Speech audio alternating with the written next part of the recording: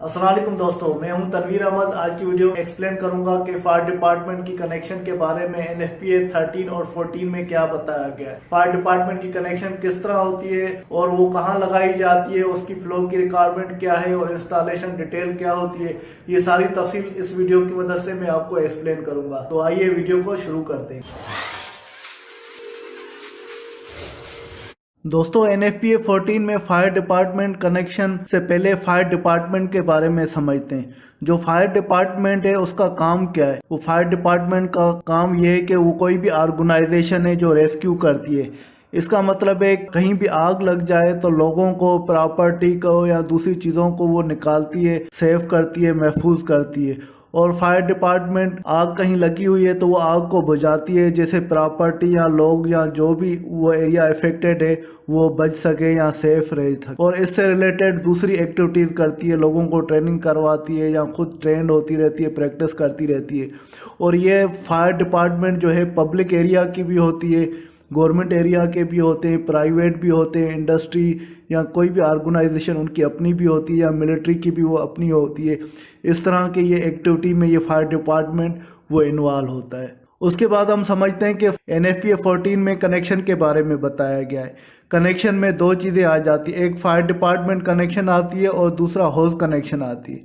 हम पहले fire department connection को समझते हैं। तो फायर डिपार्टमेंट जो कनेक्शन है वो ऑटोमेटिक स्टैंड पाइप सिस्टम के बारे में क्या बताया गया है। ऑटोमेटिक स्टैंड पाइप सिस्टम से मतलब ये है कि जो भी राइजर पाइप होते हैं बिल्डिंग में फायर फाइटिंग के, स्प्रिंकलर भी लगे होते हैं, होज कैबिनेट भी लगे होते हैं। ऑटोमेटिक का मतलब है वो जो भी ऑटो पे काम करे, जैसे स्प्रिंकलर है वो ऑटो पे वर्क करते हैं। तो उसके लिए कोई भी कनेक्शन आप फायर डिपार्टमेंट के पंप के जरिए से पानी वो सप्लाई करेंगे।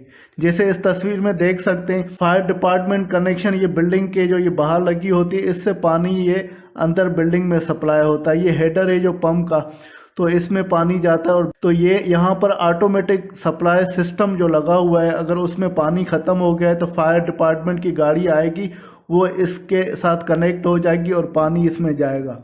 इसमें फायर डिपार्टमेंट जो कनेक्शन है वो क्या करती है, वो पंप करती है। फायर की कोई गाड़ी आ जाती है, वो होज के साथ इसके साथ कनेक्ट हो जाती है, फिर पानी इसमें पंप करती है, वो सप्लाई होता है। वो जो पानी सप्लाई होता है पंप के ज़रिए वो सेकेंडरी वाटर होता है, क्योंकि ये जो पहले इस सिस्टम में पानी मौजूद होता है वो कम हो जाता है या खाली हो जाता है, या फायर की जो टैंक है वो खाली हो जाती है, कुछ पानी इसमें मौजूद होता है। तो वो जो दूसरा पानी जो फायर की गाड़ी आएगी या फायर डिपार्टमेंट के लोग आएंगे जो इसके साथ कनेक्ट करके वो पंप करके पानी सप्लाई करेंगे, वो सेकेंडरी वाटर सप्लाई कहलाता है। और ये ऑटोमेटिक स्टैंड पाइप सिस्टम के लिए ये रिक्वायर होता है। और कितना रिक्वायर होता है वो डिमांड के हिसाब से।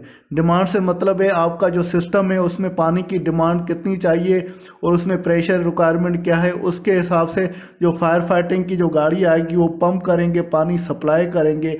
वो फ्लो प्रेशर जो भी वहाँ की डिमांड होगी, जो सिस्टम लगा हुआ है, सिस्टम कितने डिमांड का डिज़ाइन हुआ है, उस हिसाब से ये पानी सप्लाई करेगी।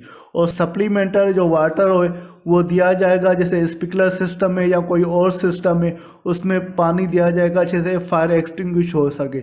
इसका मतलब है वो आग बुझा सके। जैसे पानी सिस्टम में आ जाएगा, खुदा न खास्ता कहीं आग लगी हुई है तो वो पानी उसमें चला जाएगा, वो सप्लीमेंटिंग एग्जिस्टिंग वाटर सप्लाई होगा। सप्लीमेंट से मतलब है जैसे हम एग्ज़ाम देते हैं, हमारी कॉपी जो फुल हो जाती है उसके साथ एक सप्लीमेंटिंग पेपर लगाते हैं। इसी तरह जो फायर फाइटिंग का सिस्टम है उसमें पानी मौजूद था, जहाँ टैंक में पानी मौजूद था वो खाली हो गया है, ख़त्म हो गया है, तो ये एडिशनल पानी सप्लाई किया जाता है। जो फायर की गाड़ी आती है जो फायर डिपार्टमेंट कनेक्शन के साथ कनेक्ट हो जाती है और वाटर सप्लाई होता है, वो सप्लीमेंटर वाटर होता है जो एग्जिस्टिंग वाटर के साथ मिक्स हो जाता है और फिर फायर फाइटिंग ऑटोमेटिक होती है।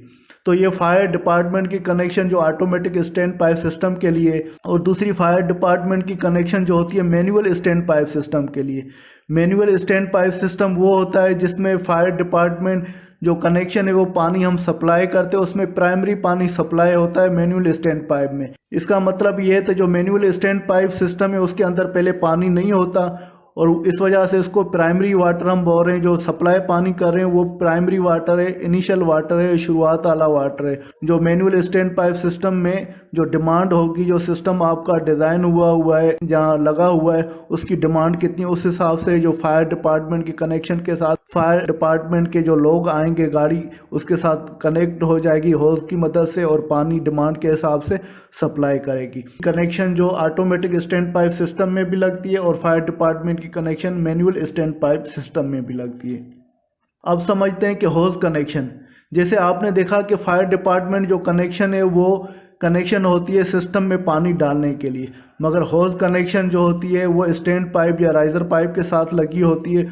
उसमें जो आउटलेट की होज कनेक्शन होती है, आउटलेट से इसके साथ कोई भी होज कनेक्ट करके आप बिल्डिंग में होज और नोजल कनेक्ट करके आग को बुझा सकते हैं। तो वो कनेक्शन जो होती है जिससे पानी बिल्डिंग के अंदर से निकाला जाता है, जैसे लैंडिंग वाल होता है या होज कनेक्शन भी बोलते हैं, या स्टेयर केस में लगे होते हैं, तो ये सारी होज कनेक्शन कहलाते हैं। इससे पानी निकाला जाता है, मतलब आउटलेट होता है, वो डिस्चार्ज होता है और नोजल और होज पाइप कनेक्ट करके बिल्डिंग में कहीं भी आग लगी है उसको आप बुझा सकते हैं।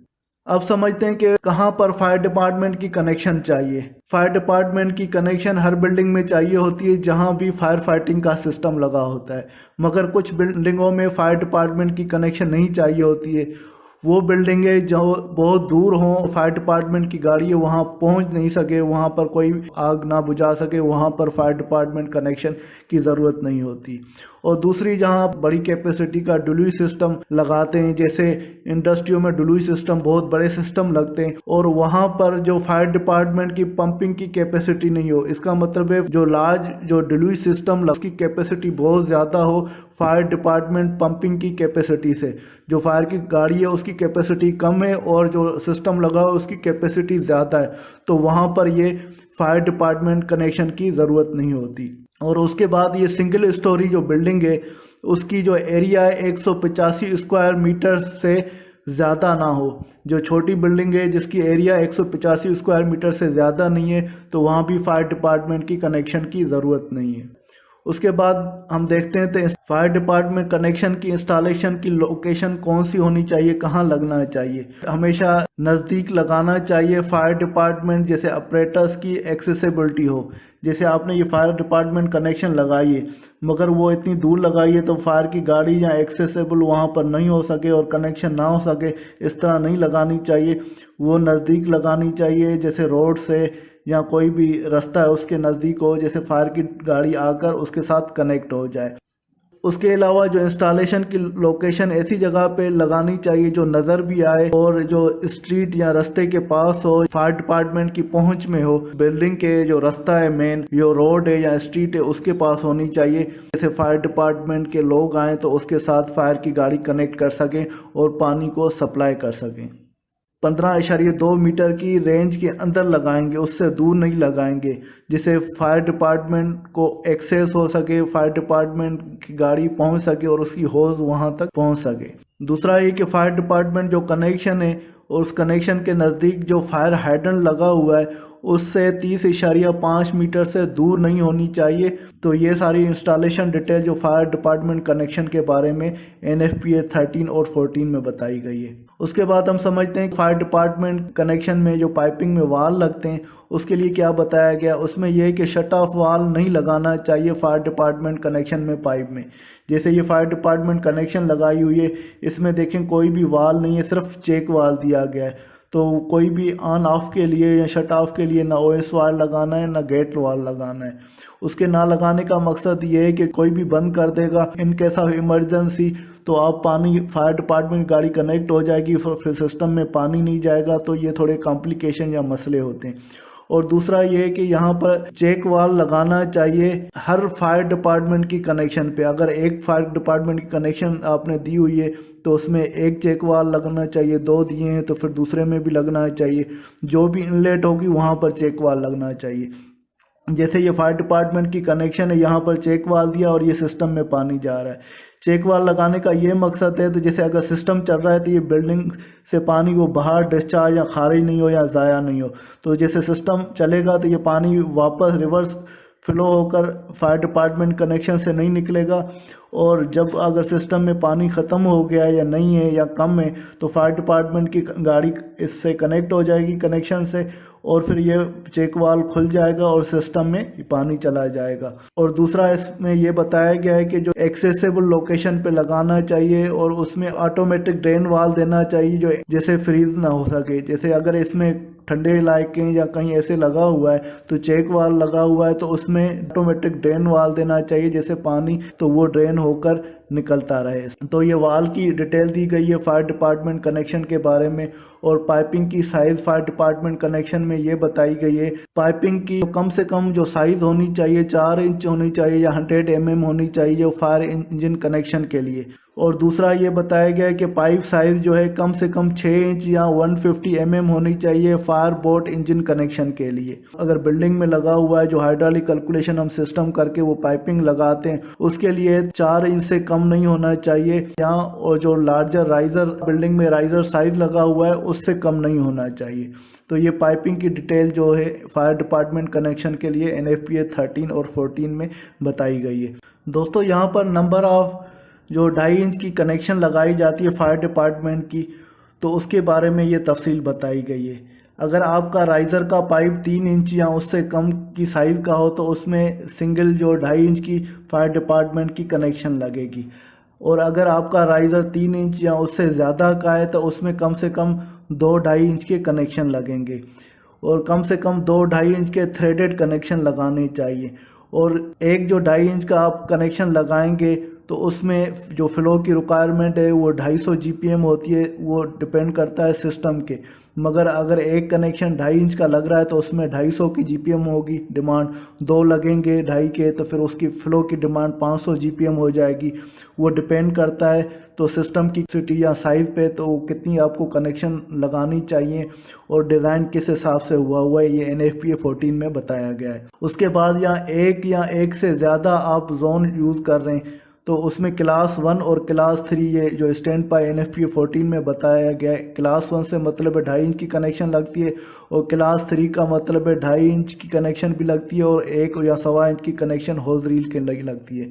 तो ये क्लास 1 और क्लास 3 के जो स्टैंड पाइप है उसमें अगर एक या एक से ज़्यादा जोन हो और वो फायर डिपार्टमेंट पानी दे सकती है। और फायर डिपार्टमेंट पानी जो हाई जोन हो, एक या एक से ज़्यादा जोन जो हाई जोन हो जहाँ पर वो गाड़ी की रीच नहीं है, जो फायर डिपार्टमेंट की कनेक्शन के ज़रिए जो फायर की गाड़ी कनेक्ट होगी और पंप करेगी पानी, तो पंप का भी एक लिमिट हिसाब से हेड होता है। और हाई और लो जोन क्या होते हैं? हाई और लो जोन वो जोन होते हैं जिसे पंप लगाए जाते हैं फायर फाइटिंग के, और मिसाल तौर 3 या 4 फ्लोर या 6 फ्लोर तक वो पंप पानी सप्लाई करता है। फिर एक दूसरे फायर फाइटिंग के पंप लगाए जाते हैं वो 3 या 4 फ्लोर से ऊपर जो एरिया वहाँ पर पानी सप्लाई करता है, वो सेकंड जोन होता है। फिर ऐसे थर्ड जोन भी बनाया जाता है, उसका तीसरे पंप लगाए जाते हैं, वो फर्स्ट और सेकंड के बाद तीसरे जोन में पानी सप्लाई करते हैं। इस तरह बिल्डिंग में जो ये ज़्यादातर हाई राइज बिल्डिंगों में होता है, हाई जोन में पानी सप्लाई नहीं कर सकती, नीचे वाले जोनों में सिर्फ पानी सप्लाई कर सकती है। ये NFPA 14 में उसकी डिटेल बताई गई है। यहाँ पे क्लियर हो गया, जैसे नीचे वाला जोन और ऊपर वाला जोन 2 जोन होंगे तो वहाँ पर फायर डिपार्टमेंट की गाड़ी पानी सप्लाई करेगी हाई राइज बिल्डिंग में। ये NFPA 14 में क्लियर किया गया है। जो ये फायर डिपार्टमेंट की कनेक्शन है 2.5 इंच की, उसकी सारी ये डिटेल बताई गई थी। और उसके बाद installation height fire department connection, fire department की कनेक्शन जो फिनिश फ्लोर से कितनी हाइट पे लगना चाहिए उसके बारे में बताया गया है। फायर डिपार्टमेंट की कनेक्शन जो है 500 मिलीमीटर से कम नहीं होनी चाहिए और 1200 मिलीमीटर से ज़्यादा नहीं होनी चाहिए, NFPA 13 में बताया गया है।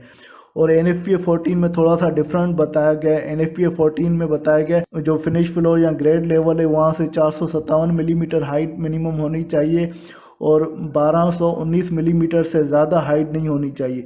457 से 1219 मिलीमीटर तक ये हाइट होनी चाहिए। उसके बाद जो प्लग और कैप जो फायर डिपार्टमेंट कनेक्शन में लगाए जाते हैं वो अप्रूव होने चाहिए और प्लग और कैप वो ऐसे महफूज सिक्योर होने चाहिए, इजीली उसको खोल सकें या बंद कर सकें या फायर डिपार्टमेंट के लोग आएँ इसके साथ कनेक्ट करें तो ये बाद में खुले ही नहीं। तो इस तरह की कनेक्शन होनी चाहिए जो इजीली खुल भी सके। और उसके बाद फायर डिपार्टमेंट की कनेक्शन कहाँ कनेक्ट होती है सिस्टम में, उसमें ये बताया गया कि जो डिस्चार्ज साइड है पंप की, फायर फाइटिंग पंप रूम है, पंप रूम का जो डिस्चार्ज हेडर है, तो वहाँ पर आप फायर डिपार्टमेंट की कनेक्शन कनेक्ट करेंगे। जैसे यहाँ पर देखें, ये फायर डिपार्टमेंट कनेक्शन, ये पाइप आया और चेक वाल लगा, और ये जो हेडर है वो डिस्चार्ज वाला पंप का हेडर है, वहाँ पे ये कनेक्ट करेंगे। जैसे पंप के डिस्चार्ज हेडर के साथ करेंगे तो ये डायरेक्ट पानी वो सिस्टम में जाएगा और टैंक में वापस नहीं जाएगा। तो ये डिटेल दी गई है कनेक्शन के बारे में। दोस्तों, उम्मीद है कि फायर डिपार्टमेंट की कनेक्शन जो NFPA 13 और 14 में बताई गई है, स्टैंडर्ड के हिसाब से आपकी बेसिक मालूमात या इन्फॉर्मेशन आपको मिल गई है। उम्मीद है तो जो मैंने आपको बताया इससे आपका कॉन्सेप्ट क्लियर हो गया होगा। इसके साथ तनवीर अहमद को इजाज़त दीजिए। अगली वीडियो तक अल्लाह हाफिज़।